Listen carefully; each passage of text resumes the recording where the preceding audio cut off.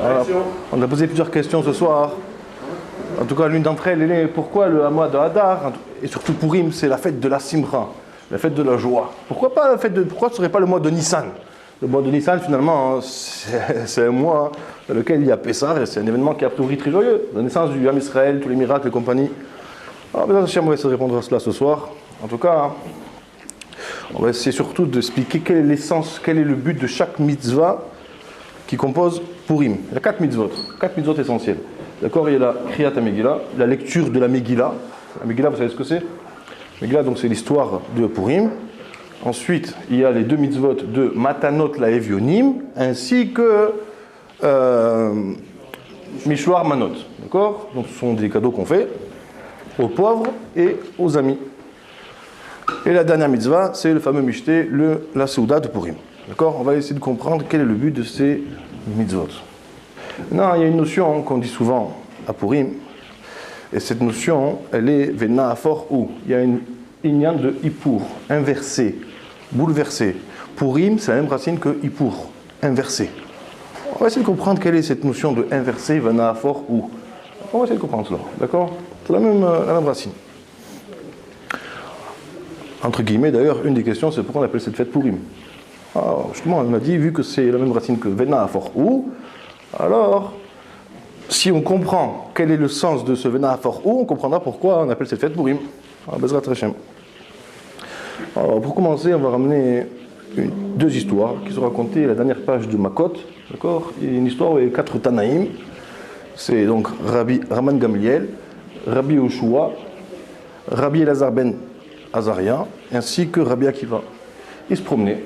Et puis Tom, qu'est-ce qu'ils voient? Ils voient une maison comme ça de Romains et ils entendent des voix, des cris de joie. Ils faisaient la fête. Ils entendaient de très loin. Et Raman Gamliel, Rabbi Yoshua et Rabbi Elazar ben Azaria, ils se sont mis à pleurer. Et Rabbi Akiva, bien au contraire, se met à rigoler. Mais il était dans une joie. Les 3 années, mais je dis Rabbi Akiva, mais qu'est-ce qui se passe? Nous on pleure et toi tu rigoles. Qu'est-ce qui t'arrive? Rabbi Akiva leur répond, mais vous, pourquoi vous pleurez? Je ne comprends pas. Alors il leur dit, je ne comprends pas.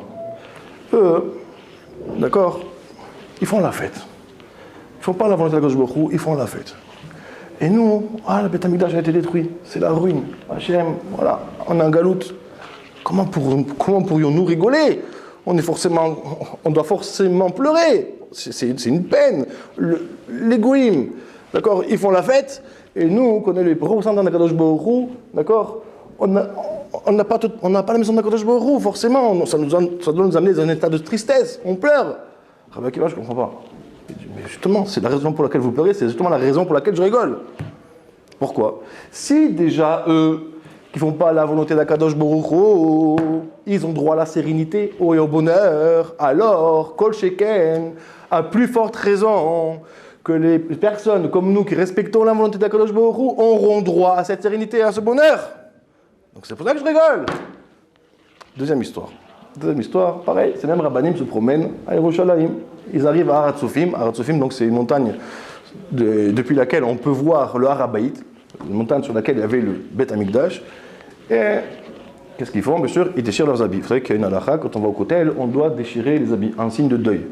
Donc ils déchirent leurs habits et ils s'approchent et continuent à marcher. Et ils arrivent vraiment proches. Et qu'est-ce qu'ils voient? Ils voient qu'à l'endroit où il y avait le Saint des Saints, un choual se promenait. Un choual, c'est un renard. Et ils se mettent à pleurer, encore une fois. Et Rabbi Akiva, encore une fois, se met à rigoler. Et les 3 Tanaïm lui disent Rabbi Akiva, tu nous étonnes, non? Encore tu rigoles, qu'est-ce qui se passe?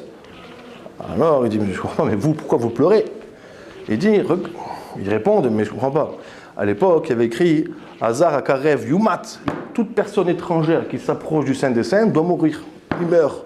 C'était un endroit qui est tellement saint, tellement la présence divine, elle est tellement évidente, tellement elle est forte, qu'on ne pouvait pas s'approcher de cet endroit-là. Et regarde maintenant, il y a un renard.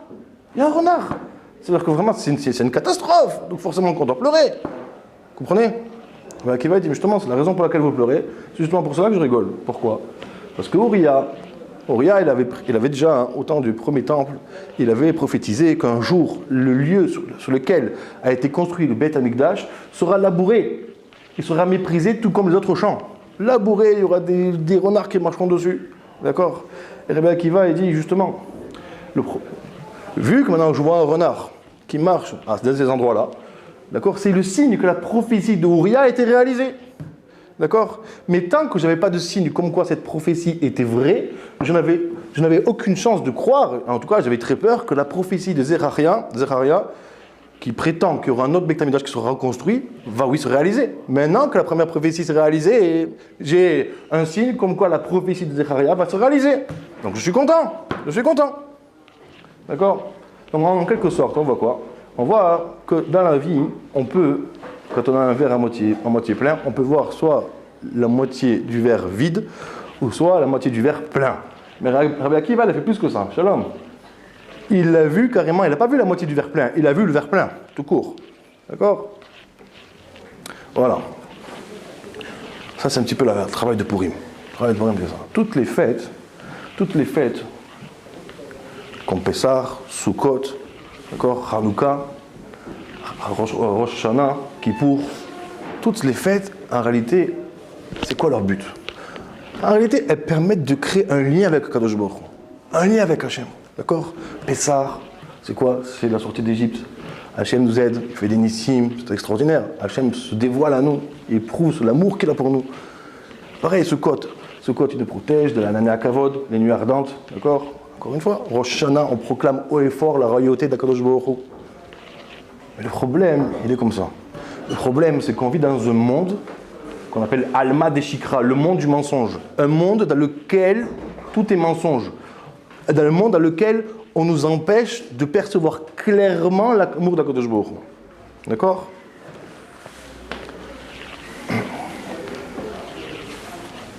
Par exemple, vous savez, on a étudié, les gens qui viennent dans mon cours, donc il y a des attributs de foi, des principes de foi, et les deux premiers, ils parlent de Yichud Hashem. Il n'y a que Akadosh Baruch Hu, il n'y a rien d'autre qu'Akadosh Baruch Hu. En od bilevado. D'accord? Donc ça veut dire quoi? Ça veut dire que tout est géré par Akadosh Baruch Hu. Il ne peut pas y avoir quelque chose d'indépendant à Akadosh Baruch Hu. Tout est Akadosh Baruch Hu. Donc après, quand on est juif, d'accord, on devrait savoir qu'il n'y a pas de hasard. Et malheureusement, qu'est-ce qui se passe? Comme je le dis souvent, quand on va à la Macolette, d'accord, on va acheter maintenant du lait, d'accord. Il s'avère qu'à la Macolette, maintenant, il y a 200 packs de lait, d'accord, 200 packs de lait. Et j'en choisis un. Je prends un pack de lait, d'accord. Et je me dis, a priori, qu'est-ce qui s'est passé? Akadosh Baruch Hu, d'accord, il a mis 200 packs de lait pour la Shruna, pour le quartier, d'accord. Et moi, par hasard, j'ai pris ce pack de lait. Ça n'existe pas le hasard. Parce que le hasard, ça veut dire qu'il y a quelque chose qui est indépendant d'Akadosh Baruch Hu. Et pourtant, c'est bien l'impression que nous avons. Deuxième exemple, quand je respire maintenant. Que je respire. Pourquoi je ne remercie pas Akadosh Baruch Hu? Comment ça se fait qu'on ne respire pas Akadosh Baruch Hu? Regardez, mettez la tête sous l'eau pendant 1 minute. Moi, j'arrive pas, mais c'est déjà trop. Mettez-la moins 1 minute sous l'eau, d'accord? Vous allez sortir de l'eau, vous allez... je peux respirer, c'est extraordinaire, l'air, quelle création! Tu as presque envie de remercier Akadosh Baruch Hu à ce moment-là. Mais nous, pourtant, on ne remercie pas Akadosh Baruch Hu. Pourquoi? Parce que ce monde nous fait croire un mensonge. On a l'impression qu'Akadosh Baruch Hu, d'accord, il sait que les humains ont besoin de respirer, donc il a mis une dose énorme d'oxygène dans ce monde, d'accord, et maintenant nous on se partage l'air. Donc le litre d'oxygène que je viens de respirer là, comme ça, d'accord, c'est pas caché, mais il a décidé que ce litre d'air, il doit maintenant aller directement dans le nez de Daniel. Pas du tout. C'est un hasard, on s'est partagé. D'accord? Et de ce fait, vu que c'est un hasard, on n'a pas cette envie de remercier Akadosh Baruch Hu.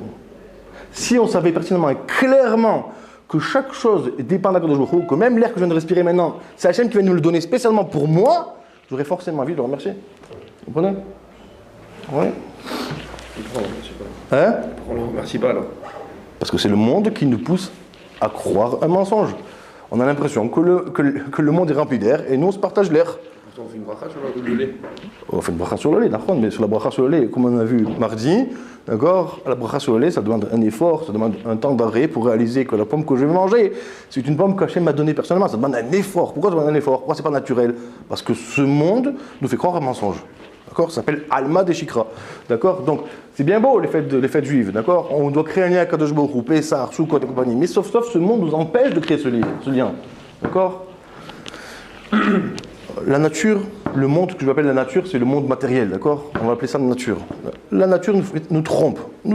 Et justement, le travail de Purim, c'est de voir la nature autrement. On a déjà dit ça quelques jours. On va inviter chez quelqu'un, d'accord? Tu invites chez quelqu'un et il te met sur la table une petite assiette de gâteau. Et il met combien de gâteaux? Il n'en met pas que un. Il n'en met pas que un, il en met plus, d'accord? Il en met, on va dire, une dizaine. D'accord? Il y a deux façons de voir les choses.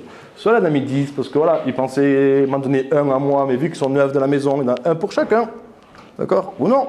Il en a mis un pour moi, et les 9, quand il a mis autour, c'est pour mettre à l'aise. D'accord? Ah, c'est ça. Pour rime, c'est ça. C'est justement considérer l'oxygène que je respire. D'accord? Tout comme je pourrais considérer les gâteaux qu'il a mis en plus. D'accord? L'oxygène, il a mis des milliards. C'est vrai pour les autres, c'est vrai aussi. Mais l'air que je viens de respirer là, il a été mis là pour moi. Ça, c'est pour rime. D'accord? Naphore ou on inverse. Naphore ou pour rime, c'est naphore, comme on a dit. Naphore, on inverse. On inverse quoi? Notre perception des choses. C'est ça pour rime. On doit inverser notre perception de voir les choses. Jusqu'à présent, tu pensais qu'il y avait du hasard, il n'y a pas de hasard. C'est la Kadosh Baruch. Et ça, c'est le but de la Megillah. Mais la Megillah, c'est quoi? Megillah, c'est mégalé. Mégalé, ça vient dévoiler. La Megillah dévoile quelque chose. Qu'est-ce qu'elle dévoile? Qu'est-ce qu'elle dévoile? Elle dévoile quoi? Elle dévoile justement que jusqu'à présent, on pensait que la nature, que ce monde matériel, en quelque sorte, est une barrière qui nous empêche de percevoir Akadosh Baruch Hu, qui nous empêche de percevoir l'amour d'Akadosh Baruch Hu. La Megillah, elle vient nous dévoiler qu'au contraire, que la nature n'est pas une barrière, mais bien au contraire un moyen pour percevoir l'amour d'Akadosh Baruch Hu. Si ce n'est pas le meilleur moyen. Vous comprenez ce que je dis ou pas? C'est le meilleur moyen. On va expliquer comment. D'accord? La Megillah, vous pourrez voir que la Megillah, elle n'a rien de surprenant. Et même pas Kadosh Baruch Hu dans la Megillah. On ne parle pas d'Hachem. Tout historien, d'accord, qui va essayer d'étudier l'histoire de Purim, il dira voilà, bon, c'est une histoire. Bon, Aman, malheureusement, il a employé de mauvaises stratégies, d'accord. Il y a eu beaucoup de chance. Bon, Hachem, le peuple juif s'en est sorti. Il n'y a pas de Dieu. Dans la Megillah, il n'y a pas le nom de Dieu, il n'y a rien. Pourquoi? Parce que justement, Purim, comme on a dit, Purim, c'est pas une fête qui est surnaturelle comme Pessah, c'est pas une fête qui est surnaturelle comme Sukkot, c'est une fête qui est dans la nature, qui est dans ce monde. Donc Hachem, il est effacé. Parce que tout le but, justement, c'est de comprendre que ce monde, il est justement un moyen pour percevoir Kadosh Baruch Hu. Si on avait mis le nom de Dieu dans la Megillah, on aurait dit ça y est, c'est surnaturel. C'est surnaturel. Hachem nous a aidés, c'est surnaturel, c'est un Nes. Non. Parce que Purim nous demande, en lisant cette histoire, d'accord, il y a deux façons de voir les choses. Quelqu'un, il voit un cœur. Quelqu'un, il voit un cœur. C'est vrai que chez Rav Shar, une fois, il a dû se faire opérer du cœur, il me semble. Et il a dit au chirurgien, il a dit, vous savez, vous avez une chance extraordinaire. Alors, il dit quoi? Je ne comprends pas qu'est-ce que c'est. Vous vous rendez compte, tous les jours, vous avez la possibilité, d'accord, de voir des cœurs. Je dis, peut-être que le rabbin, peut-être qu'il a un problème, peut-être qu'il faut peut-être le soigner du cerveau. Mais il dit, mais vous ne comprenez pas ce que je dis là? Un cœur, vous réalisez ce que c'est un cœur? C'est une pompe, qu'est-ce qu'il y a? Mais un cœur! Le monde, tu peux le voir de deux façons. Il y en a qui voient des cœurs et pensent que c'est une pompe. D'accord? Il y en a qui voient des cœurs, ils voient maintenant l'ingéniosité de la création. D'accord? Les gens qui lancent des articles de science, d'accord, pour prouver que Hachem n'existe pas. Il y en a qui lisent la science, pour le contraire, pour prouver que c'est évident que il existe. D'accord? Hachem, il a fait un S. Pour qu'on ait le libre arbitre, d'accord? Pour qu'on ait le libre arbitre, Hachem, il a fait en sorte que ce monde nous trompe. Parce que si c'était si évident, enfin, c'est extraordinaire. Nous, on a l'impression que c'est un aise de pouvoir réaliser qu'il y a un Dieu. D'accord? Là, on dit l'inverse. On dit l'inverse. On dit, à Kadosh Baruch Hu, après dans ce monde, c'est clair. Si tu vois maintenant ce magnétophone, tu vois le verre d'eau, c'est évident que Dieu existe. C'est tellement pas shoot. Mais le problème, c'est que c'est tellement évident qu'on n'aurait plus le choix. On aurait été obligé de faire la volonté de Kadosh Baruch Hu. Donc, qu'est-ce qu'Hachem il a fait? Il a fait un aise. Il nous a rendu aveugles. Je vois l'eau, bon, ça va, c'est une création, c'est la théorie d'évolution. Je vois, monsieur, je vois, c'est la théorie d'évolution, bon, Hachem. D'accord? C'est un laisse, d'accord? D'accord? Donc la Megillah, c'est exactement ça. Tu peux l'avoir de deux façons. C'est soit tout un tas de circonstances et de chances de hasard qui a fait que le peuple d'Israël s'en est bien sorti, d'accord? Ou non. Nous, on est juifs, on sait qu'il y a Yehoud.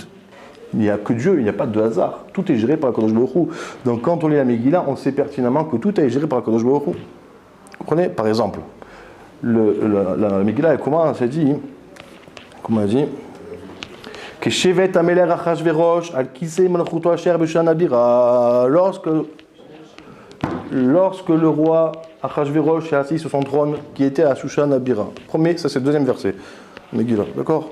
Pourquoi à Shushan? Tout le monde pose la question, pourquoi Shushan? A priori, il aurait dû être à Bavel, tous les rois étaient à Bavel. Surtout que lui, en plus, c'est même pas un Perse, il est de Babylone. Pourquoi c'est qu'il est allé en Perse à Shushan? Comment ça se fait? Comment ça se fait? C'est un pire. A priori, bon, on ne comprend pas. D'accord? On peut dire, bon, c'est un hasard. Le Midrash explique, non, pas du tout, ça n'a rien à voir. Le Midrash explique que. Vous connaissez l'histoire de Shlomo. Shlomo, il avait un trône qui était magnifique, qu'il a conçu lui-même, un trône qui était extraordinaire, d'accord, avec une ingéniosité parfaite. Il y avait même des animaux dessus. Il avait fait des lions, il y avait plein de bestioles dessus, d'accord, qui étaient animées. Et toute personne qui n'était pas apte à monter sur le trône de Shlomo, il se faisait manger par les lions. Et le roi, Achashverosh, il voulait le même trône. Mais il savait très bien qu'il ne pouvait pas accéder à ce trône-là. Qu'est-ce qu'il a fait donc? Il a fait appel des artisans qui étaient capables de construire ce même trône.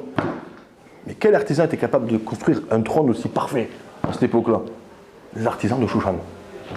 Artisans de Shushan. Donc ils ont fait le trône là-bas, d'accord? Ils ont fait le trône, c'est un exemple parmi tant d'autres. Hein. Et ils ont voulu le ramener à Babel. Trop lourd, une galère. Tu te rends compte la distance qu'il y a? Amener un trône pareil, trop lourd. Donc bah, c'est pas grave. On va déplacer la royauté à Shushan. Pourquoi Shushan? Pourquoi Shushan? Nous, on pourrait avoir l'impression, tout simplement, problème de poids, problème technique. Midrash, il dit non, ça n'a rien à voir. Parce que le tzaddik de la génération, c'était qui à cette époque-là? Mordechai. Il habitait où? À Shushan. D'accord? À Shushan. Il n'y a pas de hasard. Il n'y a pas de hasard, tout est géré par Kadosh Baruch Hu. On ne va pas faire venir Mordechai chez le rachat, on va faire venir le rachat chez le tzaddik. D'accord? C'est tout un tas d'exemples dans la Megillah. La potence. Lui, il espère qu'il va tuer Mordechai. C'est qui se fait tuer là-dedans? Et lui, pourquoi?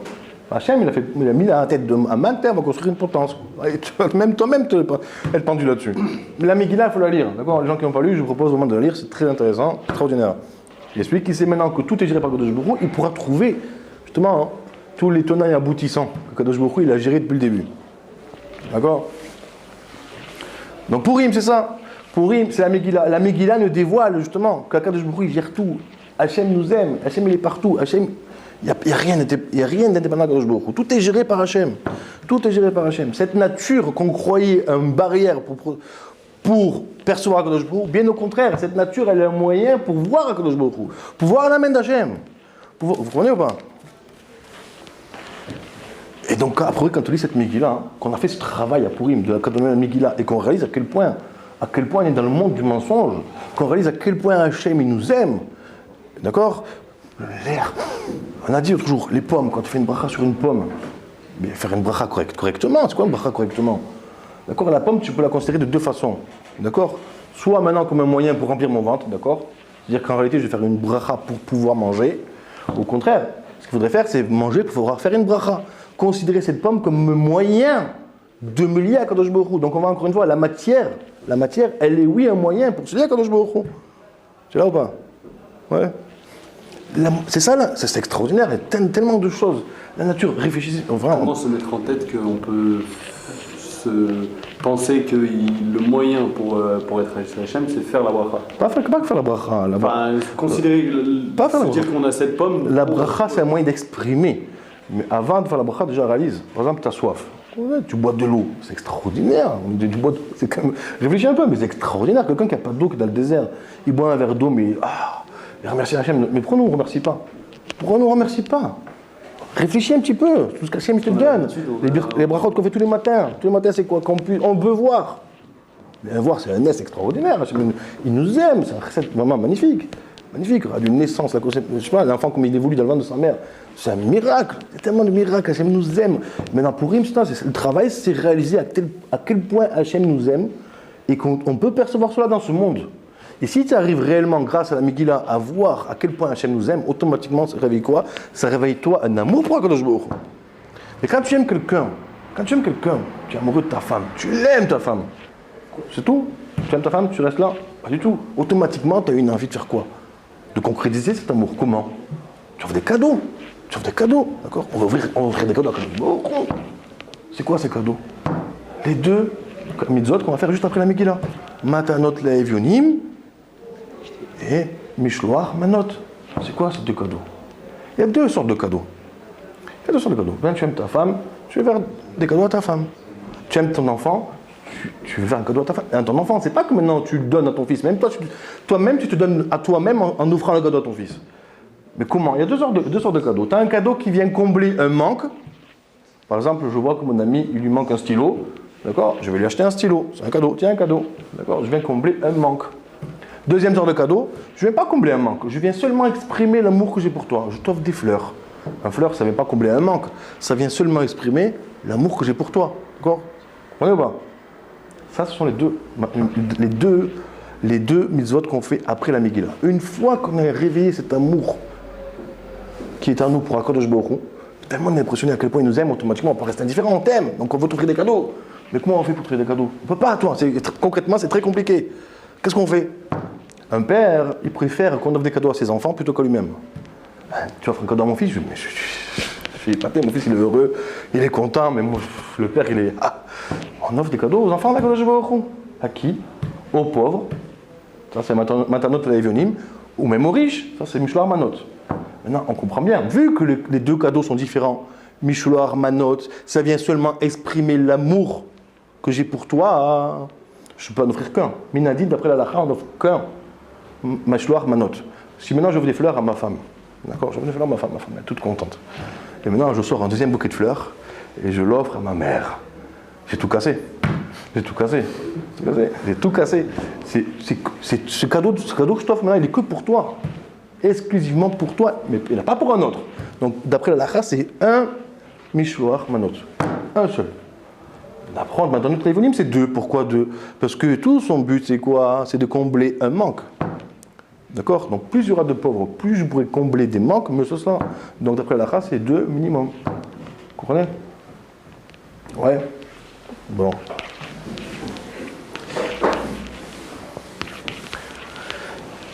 Dernière mitzvah, la Seouda. La Seouda. Alors la Seouda, hein, pour les gens qui étaient à mon cours mardi, ce sera un petit peu de la répétition, mais c'est quand même intéressant. La Seouda, c'est quoi la Seouda? La Seouda, hein, donc, on va manger. On va manger. Ouais. Étonnant, on va faire une mitzvah, on mange. Bon, hier, Afrima, hein, il a dit un super cours, d'accord? Il a dit qu'étant donné que les décrets sur l'Am Israël provenaient, justement, d'une faute qu'ont fait les Béné Israël lors d'une Seouda, lors d'un repas, on doit réparer cela par un repas. D'accord? C'était très bien expliqué hier, donc on ne va pas revenir là-dessus, mais il y a une autre façon de comprendre. C'est bien beau de percevoir Akadosh Baruch Hu, de le comprendre, de comprendre l'amour d'Akadosh Baruch Hu. Mais malheureusement, ça reste très souvent une philosophie. C'est abstrait, c'est une pensée, c'est une idée. Mais concrètement, Akadosh Baruch Hu, est-ce que je le perçois réellement? Pas évident. Le Hari, d'ailleurs, dit qu'un des tikkuns les plus grands du peuple juif doit passer par l'alimentation. Pourquoi par l'alimentation?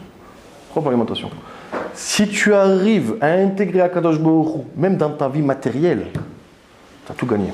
Hachem, il ne faut pas que ce soit seulement une philosophie. Il ne faut pas seulement que ce soit une idée, quelque chose d'abstrait. Il faut quelque chose de concret. Et qu'est-ce qu'on comprend le mieux dans la vie? Un Dvar Torah que je t'explique maintenant, ça, tu peux le comprendre comme ça, tu peux le comprendre comme ça. Ça reste abstrait. Ça reste maintenant, je te dis, je vais t'expliquer maintenant le goût d'une pomme.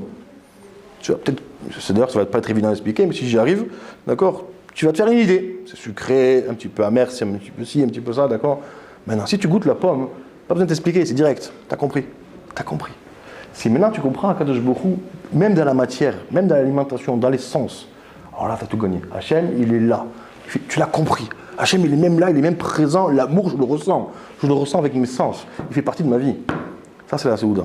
La Seouda, en quelque sorte, c'est quoi? C'est que maintenant, quand je vais manger, d'accord, je dois maintenant marquer un temps d'arrêt, réfléchir et me dire à quel point Akadosh Baruch Hu est impressionnant. Quand je mange la pomme, c'est extraordinaire, c'est bon. C'est quoi, c'est bon? Le fait que ce soit bon, ça peut être, oui, un moyen de réaliser à quel point Hachem nous aime. D'ailleurs, on dit comme ça que l'alimentation, quand on mange le goût de la nourriture, ça ressemble, bien sûr, ça n'a rien à voir, mais ça ressemble un petit peu au kiff qu'on peut voir en se rapprochant de la Akadosh Baruch Hu. C'est pour ça d'ailleurs qu'on fait Avdallah. Vous n'avez jamais posé la question pourquoi on fait kiddush on fait pas un kiddush sur un Teilim? Pourquoi on fait kiddush sur Teilim? C'est étonnant. Sur un Teilim. Faisons un kiddush sur un Teilim, c'est mieux que sur un verre de vin. Pourquoi sur un verre de vin? Sur un verre de vin. On fait un kiddush sur un verre de vin. C'est quelque chose qu'on ressent avec le goût, quelque chose qu'on comprend. D'accord? Maintenant que j'ai goûté au goût du vin, c'est extraordinaire, automatiquement ça doit éveiller à moi un amour pour Akadosh Baruch Hu. Là, je fais un super kiddush. Un super kiddush.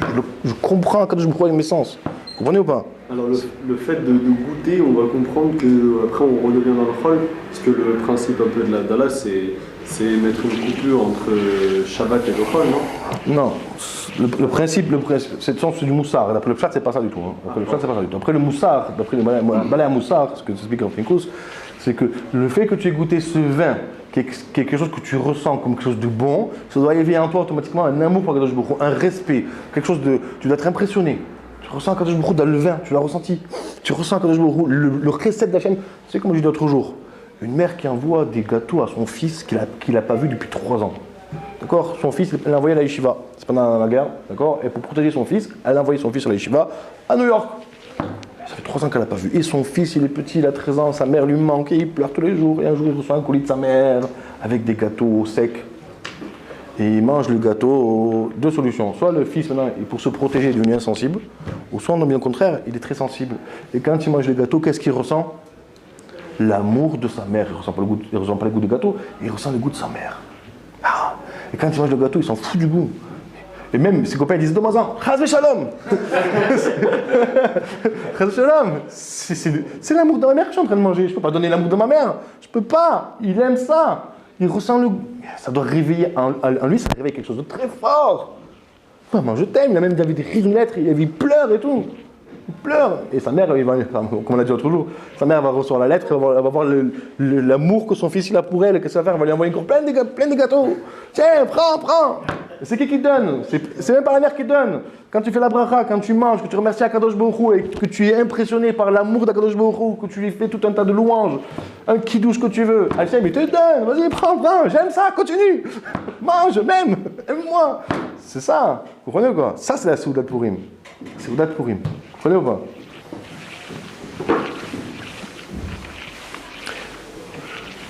Ouais. Bon, maintenant, on va arriver à la dernière mitzvah. La dernière mitzvah qui est essentielle.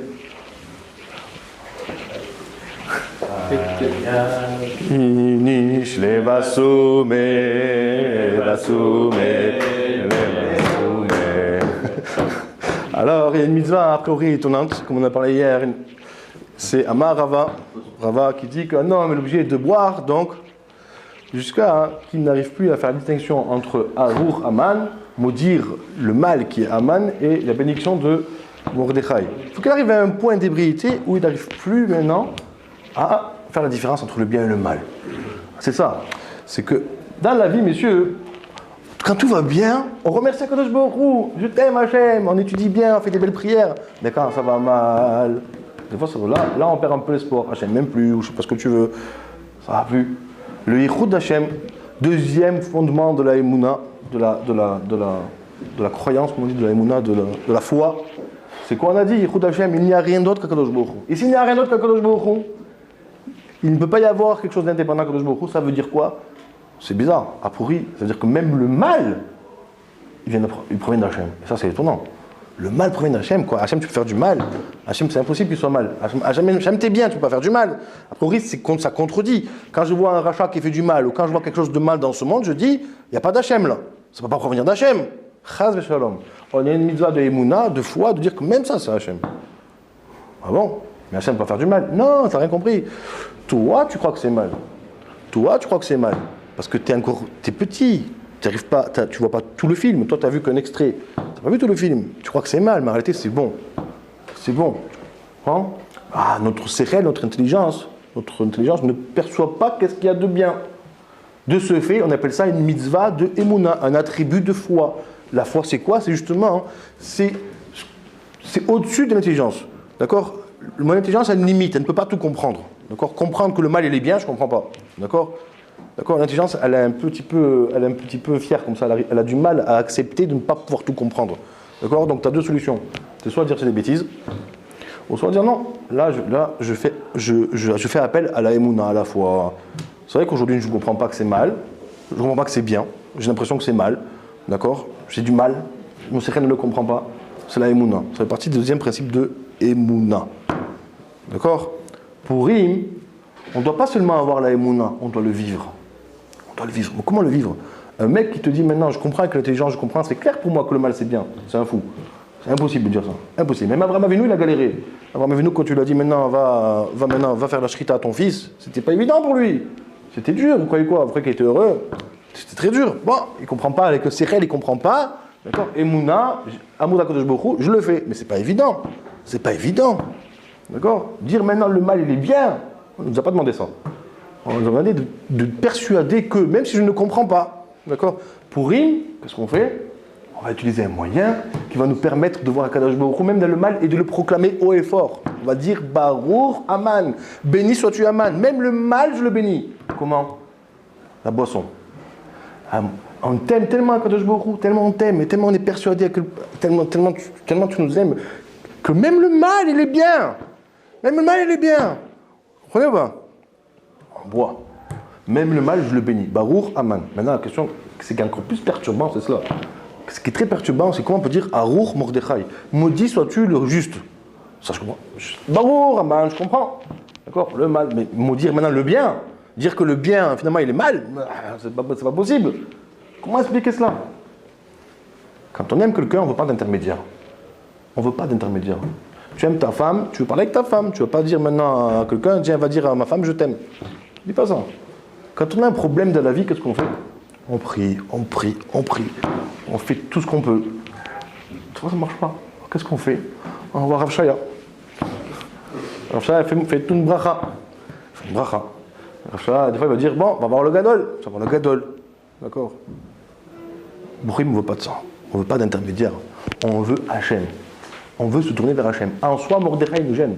C'est une barrière. On ne veut plus de toi maintenant. On est tellement bien, tellement on t'aime, tellement ce jour extraordinaire, tellement cette relation d'amour, elle est tellement...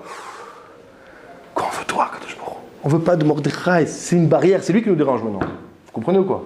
Vous comprenez? Extraordinaire, non? Hein? Voilà. Donc, Hachem, que ce Purim soit un moyen d'accéder justement à la perception claire qu'Hachem nous aime, ce qui n'est pas du tout évident, mais surtout qui nous permet de nous l'aimer encore plus. Razak Baruch.